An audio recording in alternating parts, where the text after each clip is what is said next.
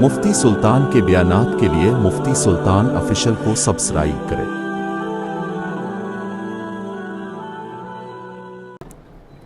السلام علیکم ورحمۃ اللہ وبرکاتہ۔ وقت کا ہر لمحہ یہ کہتا چلا، تجھے چلنا ہے تو چل ورنہ میں تو چلا۔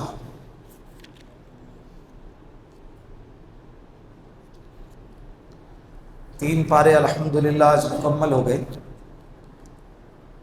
سورۃ البقرہ بھی ختم ہو گیا۔ آج کے تلاوت میں بہت ساری باتیں ہیں۔ ایک تو یہ اللہ رب العزت نے ہمیں یہ بتایا ہے کہ پہلے زمانے کے امتی نبیوں پر بھی حالات آتے تھے۔ مستہم البأساء والضراء والزلزلوا حتى يقول الرسول والذین آمنوا معه متى نصر اللہ۔ صرف ایمان والے نہیں بلکہ نبی بھی کہا کرتے تھے کہ اللہ کی مدد کب آئیں گی۔ تو حالات کا آنا یہ کوئی بری چیز نہیں ہے۔ اللہ رب العزت کبھی کبھی آزماتے ہیں، امتحان لیتے ہیں۔ ایمان والوں کو چاہیے کہ صبر کرے۔ کیا کرنا چاہیے حالات میں؟ ہمارے سامنے مکی زندگی بھی ہے، مدنی زندگی بھی ہے۔ مکی زندگی میں صحابہ کرام نے، اللہ کے رسول نے جو تکلیفیں برداشت کی ہیں، ہم اس کا 100واں حصہ بھی برداشت نہیں کر سکتے، تصور بھی نہیں کر سکتے۔ کن کن حالات کو آپ کے سامنے بیان کیا جائے، آپ سیرت اٹھا کر دیکھیں، آپ کو سمجھ میں آئے گا کیسی زندگی گزاری انہوں نے۔ حضرت صہیب رومی رضی اللہ عنہ ایک صحابی ہیں، ہجرت کرنے کے لیے جب جانے لگے مکہ المکرمہ سے مدینے کی طرف، تو مکہ والوں نے ان کو روک دیا۔ بڑے مالدار تھے، روم سے آئے تھے، تجارت کر کے مال کمایا، جائیدادیں بنائی، لیکن جب ہجرت کرنے کے لیے ان کو رکاوٹ بنے، حضرت صہیب رومی رضی اللہ عنہ نے فرمایا سارا مال لے لیجئے، جائیداد لے لیجئے، پراپرٹی لے لیجئے، لیکن مجھے صحیح سلامت مدینے کی طرف جانے کی اجازت ہے۔ سب لوگوں نے چھوڑ دیا۔ اللہ رب العزت نے حضرت صہیب رومی رضی اللہ عنہ کی اللہ کے رسول صلی اللہ علیہ وسلم کے قلب اطہر پر وحی اتار کر تعریف بیان فرمائی کہ صہیب رومی نے کیا ہی بہترین سودا کیا ہے۔ ایسے موقع ہمارے سامنے بھی آتے ہیں، لیکن ہم کیا ہو جاتے ہیں؟ ہار جاتے ہیں، ڈگمگا جاتے ہیں، اور دین کے بجائے دنیا کو ترجیح دے دیتے ہیں۔ حالات کس پہ نہیں آتے؟ بولو کس پہ حالات نہیں آتے؟ ہر ایک کے حالات کا جائزہ الگ الگ ہے، کیفیت الگ الگ ہے۔ کسی کو اللہ صحت سے آزماتا ہے، کسی کو اللہ مال سے آزماتا ہے، کسی کو اللہ اولاد سے آزماتا ہے۔ سب کی پریشانیاں الگ الگ ہیں۔ کسی کو قرض کا ٹینشن ہے، سب کچھ ہے تو بیماری ہے، صحت مند ہے، سب کچھ ہے، مال نہیں ہے۔ تو یہ دنیا اللہ رب العزت نے خواہش کے اور ساری ضرورتوں کے پورا کرنے کی جگہ نہیں بنائی ہے۔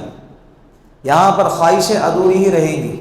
ایک بات یاد رکھیں، جتنا مل رہا ہے اس میں شکر ادا کریں، لیکن اللہ رب العزت کا شکر سب سے زیادہ یہ ہے کہ اللہ نے ہم کو ایمان دیا ہے۔ کیا دیا ہے؟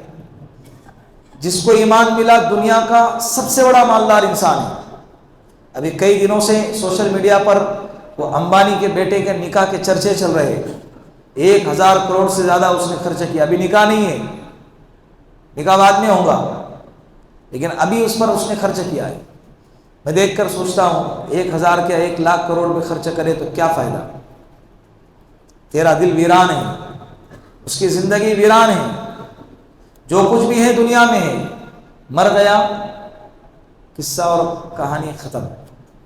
کیا پیاری حدیث ہے اللہ کے رسول صلی اللہ علیہ وسلم کی، فرمایا الدنیا سجن المؤمن و جنت الکافر۔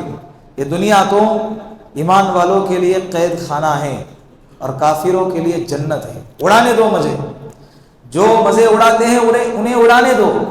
یہ مزے آج نہیں تو کل ختم ہو جائیں۔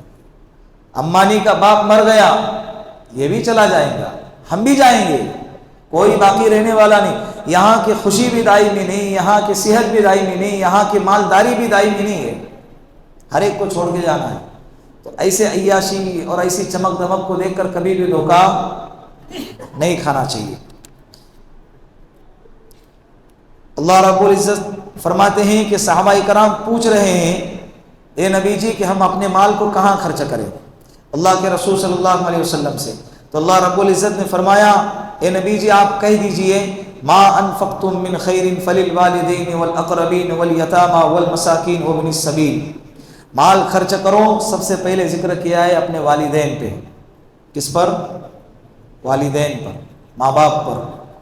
بہت سارے ایسے ہیں نوجوان نکاح ہونے کے بعد بیوی نے ایک چیز کا مطالبہ کیا، اس کے 10 مطالبوں کو پورا کریں گے بڑے خوشی کے ساتھ، لیکن اگر اس کی جگہ پر بیوی نے ماں نے اگر مطالبہ کیا تو امی ہاتھ ٹائٹ ہے، جیب ٹائٹ ہے، اس بار بہت قرض دینا ہے، ایسا ہے ویسا ہے۔ جس ماں نے 9 مہینے آپ کو پیٹ میں پالا اور بڑی تکلیفوں کے ساتھ دنیا میں لے کر آئی، چھوٹے سے بڑا کیا، اور اس کے لیے یہ جملے استعمال کرنا مناسب نہیں ہے۔ اگر آپ مالدار بننا چاہتے ہو والدین پر خرچ کرو۔ کس پہ خرچ کرو؟ اگر آپ عزت دار بننا چاہتے ہو تو علماء کی عزت کرو۔ مالدار بننا چاہتے ہو تو کیا کرو؟ والدین پر خرچ کرو، ماں باپ پر خرچ کرو۔ کیا ماں باپ کی کوئی خواہشیں نہیں ہوتی ہے؟ اگر ان کے ہاتھ میں 10-20 ہزار روپے پکڑا دیا نا، وہ اپنے ذات پر کبھی خرچ نہیں کریں گے، وہ اس کو لے کر کیا کرتے ہیں؟ پوتے کے لیے، نواسے کے لیے، اپنی اولاد کے لیے، گھر کی چٹائی کے لیے، گھر کے چیزوں کے لیے استعمال کریں۔ ان کی کیا خواہشیں ہوتی ہیں؟ جو کچھ بھی ہیں ہماری ضرورتوں کے لیے استعمال کرتے ہیں، لیکن ان کے ہاتھ میں دیکھیں ان کو اس کا مالک بنا دیا جائے۔ فللوالدین ماں باپ، والاقربین رشتہ دار، اڑوس پڑوس، اپنے جو رشتہ دار ہیں، چچا ہیں اگر محتاج ہیں، خالہ ہیں محتاج ہیں، اور پھوپھا ہیں محتاج ہیں، ماموں ہیں محتاج، یہ رشتہ دار ہیں ہوتے ہیں۔ کسی کے رشتہ دار مالدار ہوتے ہیں تو ان کے کچھ رشتہ دار غریب بھی ہوتے ہیں، تو اللہ کے رسول صلی اللہ رب العزت فرما رہے ہیں کہ اپنے رشتہ داروں پر مال خرچ کیا کرو، صدقے کا ثواب ملے گا۔ کس کا ثواب ملے؟ نیت نہ بھی کرے تو بھی ثواب ملے گا۔ آگے والیتامى، اگر آپ کو پتہ چل جائے کوئی یتیم بچہ ہے اس پر خرچ کرو، والمساکین مسکین ہے، محتاج ہے، واقعتاً ضرورت مند ہے، تحقیق کرو، ضرورت مند ہے پیچھے مت ہٹو۔ اور اگر تحقیق کرنے کے بعد پتہ چلا کہ بھئی یہ ضرورت مند نہیں ہے، بہت ساری عورتیں ہیں بیاج پر دھندا کرتی ہیں، دوسروں کو بیاج سے پیسے دیتی ہیں لیکن باہر آ کے بھیک مانگتی ہیں، ہے ایسے 2-3 فلیٹیں ان کی کرائے پہ چل رہی ہے لیکن باہر آ کے ان کو عادت لگی ہوئی ہے، تو ایسوں کو مال دینا جائز، نہ صدقہ دینا جائز، نہ زکوٰۃ دینا جائز ہے، نہیں دینا چاہیے۔ وابن السبیل، مسافر، اگر کوئی مسافر آپ کو مل جائے کہ بھائی میرا پرس کھو گیا، ابھی تو بہت ایسے مل رہے، تحقیق کرے، آدھار کارڈ لے لے، فون لگائے، بھائی تو کہاں رہتا ہے بتائے، تیرا ٹکٹ نکال کے دیتا ہوں۔ قرآن کہتا ہے مسافر کی مدد کرنا چاہیے۔ مسافر چاہے اپنے علاقے میں کروڑ پتی کیوں نہیں ہوتا ہے، لیکن اگر سفر کرنے کی وجہ سے اس کا بٹوا گم ہو گیا، یا ATM کارڈ اس کا گم ہو گیا، یا غریب ہو گیا، اس کا بیگ گم ہو گیا، تو ایسے مالدار شخص کے لیے اگر مسافر ہے تو اس کو زکوٰۃ دینا بھی جائز ہے۔ کیا دینا؟ زکوٰۃ دینا بھی۔ آگے صحابہ اکرام پوچھتے ہیں یسألونک عن الخمر والمیسر، شراب اور جوئے کے بارے میں یا رسول اللہ آپ کیا کہتے ہو اس کے بارے میں؟ یہ شراب کا پہلا حکم ہے۔ ابتدا میں ڈائریکٹ شراب کی حرمت نہیں آئی، کئی سالوں سے پی رہے تھے، عادی ہو چکے تھے، اچانک ان کو کہتے کہ بھائی شراب چھوڑ دو تو ان کے لیے حکم بھاری ہو جاتا ہے۔ جس طرح سے آج گٹکا تمباکو کھانے والوں سے کہا جاتا ہے نا چھوڑ دو، نہیں جمتا، تھوڑا تھوڑا کر، تھوڑا تھوڑا چھوڑ، ایک ایک چیزیں، پہلے روزانہ دن میں 10 پوڑیاں کھاتا تھا، دن میں 5 کر، پھر دھیرے دھیرے کرتے کرتے 4 کر، پھر 3 کر، پھر ایک ایک کر کے چھوڑ دے اسے۔ اس لیے کہ اگر ہم کھائیں گے نا اس کا اثر ہماری اولاد پر ہوتا ہے۔ کس پر ہوتا ہے؟ بھلے ہی تمہاری اولادیں تمہارے سامنے نہیں کھائیں گی لیکن پیچھے تو کھائیں گے نا۔ میرا باپ جب کرتا ہے تو میں کیوں نہ کروں؟ بچپن میں بچوں کے لیے باپ جو ہے نا ہیرو ہوتا ہے، وہ اس کو فالو کرتا ہے، وہ اس کا آئیڈیل ہوتا ہے۔ ہمارے والد صاحب کو جو ہے اللہ ان کے قبر کو نور سے بھر دے، گری کے رحمت کرے انہیں، اللہ ان کو کروٹ کروٹ رحمت نازل فرمائے ان کے قبر پہ۔ کئی سالوں سے तंबाकू खाने की आदत थी उन्हें। क्या खाने की? कई सालों से। हार्ट का ऑपरेशन हुआ, 2 मरतबा ऑपरेशन हुआ। डॉक्टरों ने कहा कई दफ़ा, इंतकाल से 8 साल पहले का वाक़या सुना रहा हूँ, डॉक्टरों ने कहा छोड़ दो, आपको तकलीफ हो रही है। लेकिन आदत ऐसी थी कि रमज़ानुल मुबारक में सहरी करने के बाद पूड़ी खाने वालों की आदत होती ना, 5 मिनट भी बाकी रहा तो वह आखिरी जो चीज़ उसके पेट में और मुंह में जो होती है वो क्या है? गुटखा या तंबाकू, जो भी वो खाने वाले हैं, तो आखिरी वो जो चीज़ होती है वो खा लिया। अब 1 मिनट बाकी है, थूक दिए, कुल्ली कर लिए। अब जो पहले गाय छाप पूड़ी आती थी, अब आती है कि नहीं पता नहीं, वो पूड़ी अब उठा के अलमारी पे रखते थे। रखने के बाद अब क्योंकि दिन भर लगना नहीं है ना, तो जेब में रख के करेंगे क्या? रखेंगे जेब में तो जब भी हाथ चाबी के लिए पैसे के लिए जाएंगा तो याद आएंगी, तकलीफ ज़्यादा बढ़ेगी। अलमारी पे एक पूड़ी रख देते सहरी के वक्त में। इफ्तारी जामा मस्जिद में करते थे। इफ्तारी करने के बाद घर पे आने तक भी बर्दाश्त नहीं होता था, नमाज पढ़ के वही एक पान टपरी पे जाके एक नई पूड़ी ले लेते थे। तो ऐसे 30 रोजे के 30 पुड़िया जमा होती। इतनी आदत खतरनाक थी, लेकिन फिर भी छोड़ने को तैयार नहीं। मेरे 2 नंबर वाले भाई एक दफ़ा अपने हाथ में तंबाकू लिया और अब्बा से कहा, अब्बा तुम छोड़ते हो या मैं शुरू करूं? क्या कहा? आप छोड़ते हो या मैं शुरू करूं? उस वक्त से लेकर मौत तक एक दाना भी अपने मुंह में कभी नहीं डाला। औलाद की तरबियत की खातिर तकलीफ होती थी, सौंफ गरम करके भून के उसको जेब में रखते थे, जब याद आती थी सौंफ मुंह में डाल के खाते थे। लेकिन सोचो, जिसको इतनी आदत हो कि जो घर पे आने तक बर्दाश्त न करता हो, औलाद की तरबियत की खातिर उन्होंने क्या कर दिया? छोड़ दी। अल्लाह उनको जज़ाए खैर अता फरमाए। ये आदतें अच्छी नहीं है। कुरान करीम में शराब की हुर्मत पे पहला हुक्म नाजिल किया, कुल फीहिमा इत्मुन कबीर व मनाफिउ लिन्नास। नुकसान ज़्यादा है, नफ़ा कम है। नुकसान इसमें ज़्यादा है, नफ़ा कम है। दूसरा हुक्म आया, आगे आपको आएगा दूसरा हुक्म कि वला तक़रबुस्सलात व अंतुम सुकारा। नशे के हालत में नमाज के करीब भी मत आओ। नशा जब किया हो इस हालत में नमाज के करीब मत आओ। यहाँ पर भी अब बाकी टाइमिंग पे इजाज़त दी, नमाज के टाइमिंग पर इजाज़त नहीं दी।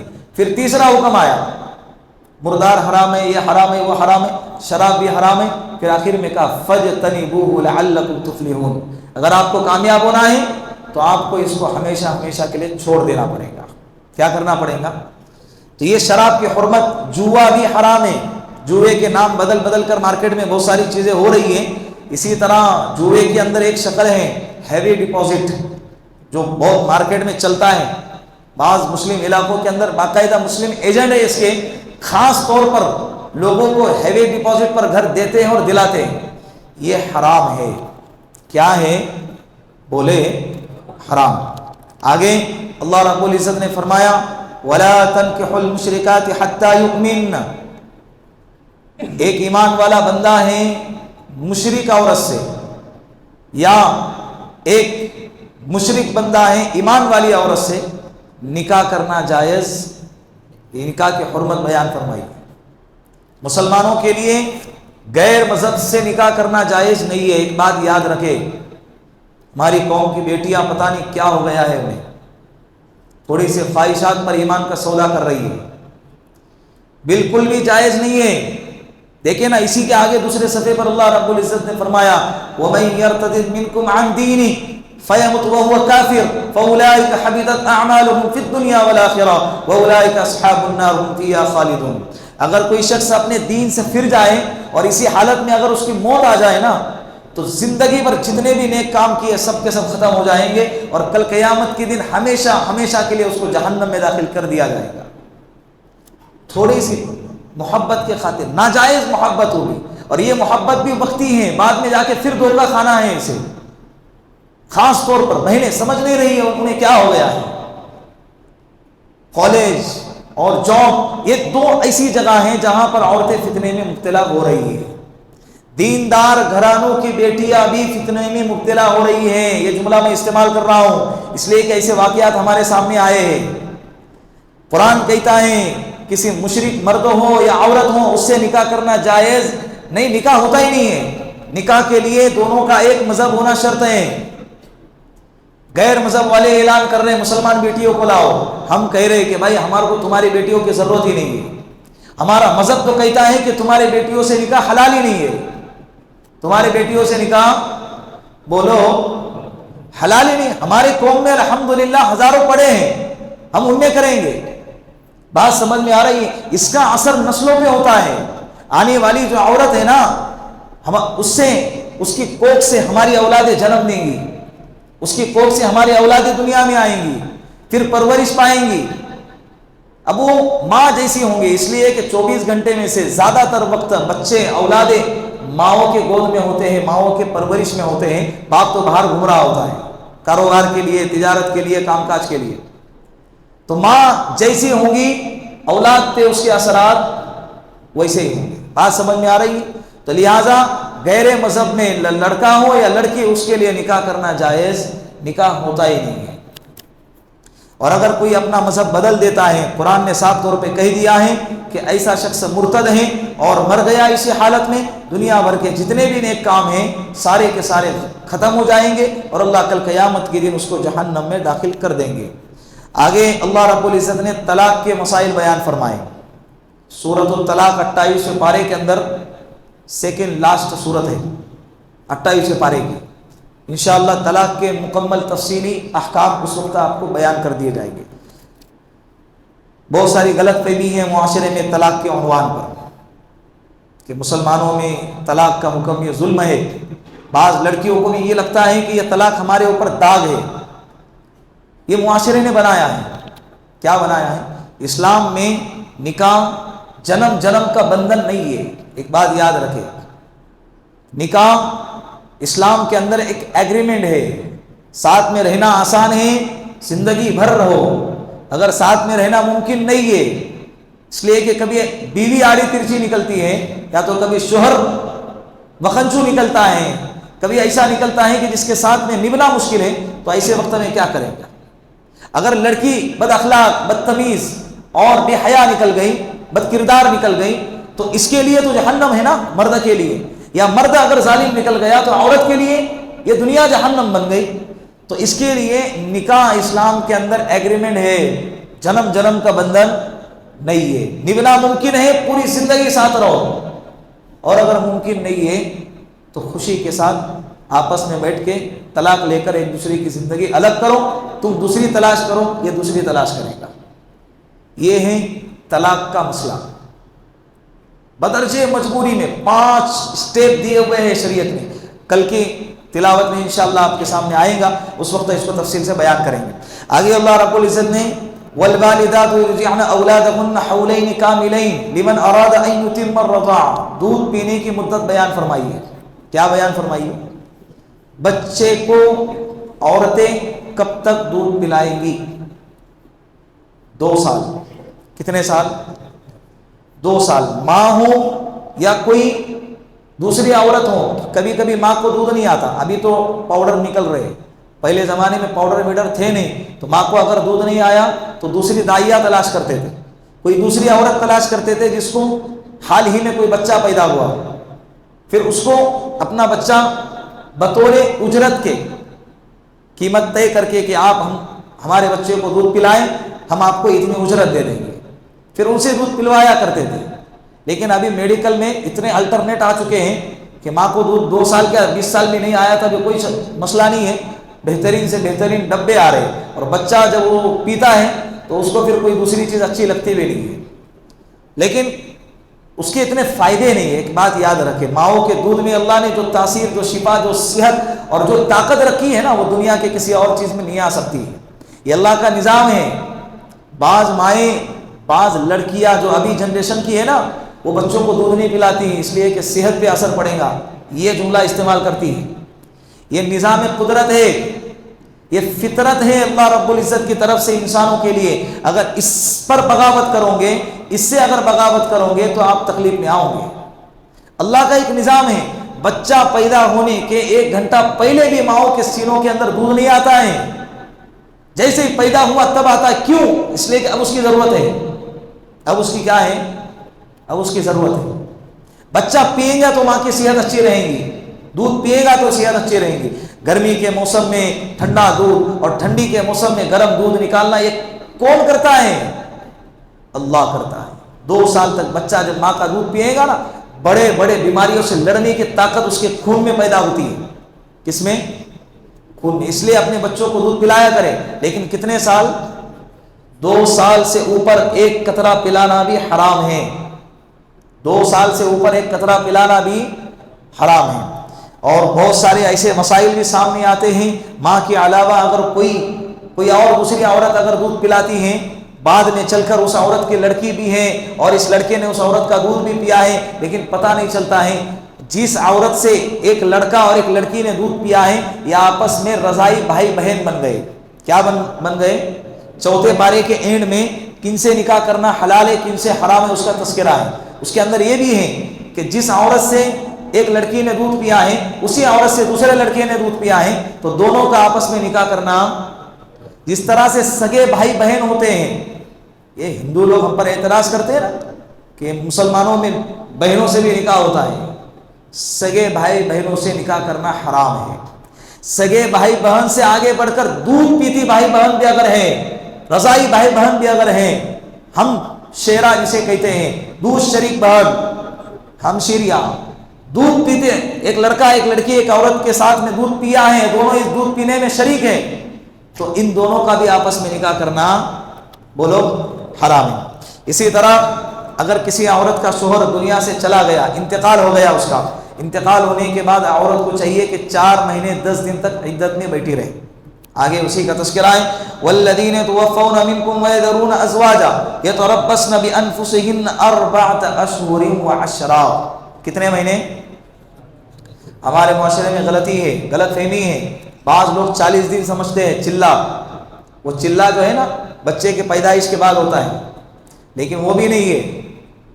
اس کو چلہ مناتے ہیں. مرنے کے بعد، شوہر کے مرنے کے بعد جب عورت بیوہ ہوتی ہے تو اس کی عدت کتنی ہے؟ 4 مہینے 10 دن. طلاق والی عدت 3 مہینے ہے. اصل 3 حیض ہے، لیکن اگر کسی عورت کو حیض نہیں آتا ہے تو اس کے لیے 3 مہینے ہیں. اور جس کا شوہر انتقال کر گیا اس کے لیے 4 مہینے 10 دن تک اس کو عدت میں بیٹھی رہنا ضروری ہے، اس لیے کہ اس کا غم زیادہ ہے. اللہ کے رسول نے فرمایا کسی مرنے والے کے رشتہ دار کو 3 دن سے زیادہ غم منانا جائز نہیں ہے، 3 دن سے زیادہ سوگ منانا جائز نہیں ہے، سوائے اس عورت کے جس کا شوہر دنیا سے چلا جائے. اس کے لیے 4 مہینے 10 دن ہے. زیب و زینت، میک اپ شیک اپ کچھ نہیں کریں گی، گھر میں بیٹھی رہیں گی. غیر محرموں کے سامنے تو ایسے بھی نہیں جائیں گی، لیکن اس حالت میں بھی سختی کے ساتھ نہیں جائیں گی. بات سمجھ میں آ رہی ہے؟ آگے اللہ رب العزت نے 3 پارے کے اندر آیت الکرسی ہے نازل فرمائی ہے. سورۃ البقرہ ہی کا حصہ ہے آیت الکرسی. حضرت عبداللہ ابن مسعود رضی اللہ عنہ سے اللہ کے رسول نے پوچھا کہ قرآن کریم میں سب سے عظیم آیت کون سی ہے جو تمام آیتوں کی سردار؟ حضرت عبداللہ ابن مسعود نے فرمایا کہ یا رسول اللہ آیت الکرسی ہے. اللہ کے رسول نے فرمایا کہ تم نے صحیح جواب دیا، یہ سب سے بہترین سب سے عظیم آیت ہے، اس لیے کہ اس پوری آیت کے اندر اللہ کی شان، اللہ کی عظمت، اللہ کی بڑائی، اللہ کی قدرت اور اللہ کی تعریف بیان فرمائی ہے کہ اللہ کیا ہے. اللہ ایسے ہیں جو ہمیشہ زندہ اور قائم ہیں. یہ اللہ کی تعریف، جس کو نہ کبھی نیند آتی ہے نہ کبھی اونگ آتی ہے. نیند تو بہت دور کی بات ہے، اونگ بھی اللہ کو نہیں آتی ہے، اونگ بھی اللہ کو، ورنہ یہ دنیا کا نظام درم برم ہو جائے گا. یہ آیت کریمہ جو آیت الکرسی ہے ہر ایمان والوں کو یاد رہنا چاہیے اور سونے سے پہلے اس کو پڑھ کر سویا کرے.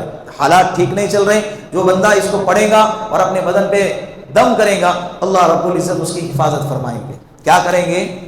اللہ اس کی حفاظت فرمائیں گے. پھر آگے اللہ رب العزت نے نبیوں کو یہ بتایا کہ مردوں کو اللہ کیسے زندہ کرتے ہیں. حضرت ابراہیم علیہ السلام کا نمرود کے ساتھ میں مکالمہ ہوا. نمرود کہنے لگا کہ تمہارا اللہ کون ہے؟ حضرت ابراہیم علیہ السلام نے فرمایا کہ میرا اللہ تو وہ ہے جو مردوں کو زندہ اور زندوں کو مردہ کرتا ہے. وہ بیوقوف کہنے لگا کہ اچھا یہ کام تو میں بھی کرتا ہوں. ایک قیدی کو بلایا جس کو موت کی سزا سنائی جا چکی تھی، اس کو آزاد کر دیا. کہا کہ دیکھ مرنے والا تھا میں نے چھوڑ دیا. اور ایک بے قصور انسان جا رہا تھا اس کو پکڑ کے قتل کر دیا. کہا کہ دیکھ ایک زندہ انسان کو میں نے مار دیا. حضرت ابراہیم علیہ السلام نے فرمایا اچھا بہت ہوشیار. پھر آگے دوسرا کہا میرے اللہ اس کے آگے بھی کرتے ہیں تو وہ تم کر کے دکھاؤ. میرے اللہ فَإِنَّ اللَّهَ يَأْتِي بِالشَّمْسِ مِنَ الْمَشْرِقِ فَأْتِ بِهَا مِنَ الْمَغْرِبِ. میرے اللہ سورج کو مشرق سے نکالتے ہیں, تو اگر خدا ہے نا اس کو مغرب سے نکال کے بتا.